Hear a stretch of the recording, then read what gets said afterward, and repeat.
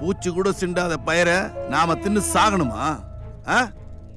மண்ணில் பூச்சி ஊர்னாதாண்டா நம்ம நிலம் வளமா இருக்கும். அப்படி வளமா இருக்கிற மண்ணை எவனோ சொல்றான்னு என்னத்தையோ ஊத்தி கெடுக்க போறீங்களா? இன்னைக்கு வேணும்னா விளைச்சல் அமோகமா இருக்கும். நாளைக்கு நம்ம மண்ணு கெட்டு போச்சுன்னா பின்னாடி வரப்போற நம்ம சந்ததி தான் கஷ்டப்பட போகுது. அது புரியாம அவன் மாட்டு நின்று பேசிட்டு இருக்கான், நீங்க மாட்டு உக்காந்துட்டு கேட்டுட்டு இருக்கீங்க. என்ன மாப்பிள்ள சொல்ற? நீங்க சொன்ன சரிதான் உமா. அப்புறம் என்னையா இதுக்கு நீ என்னப்பா சொல்ற? நீ பேசு மாப்பிள்ள. ஐயா பஞ்சாயத்துக்கு வணக்கம்.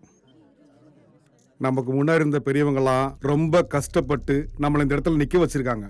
அதை முன்னாடி கொண்டு போகாட்டி பரவாயில்ல, தயவு செய்து பின்னாடி மட்டும் இழுத்து விட்டுறாதீங்க.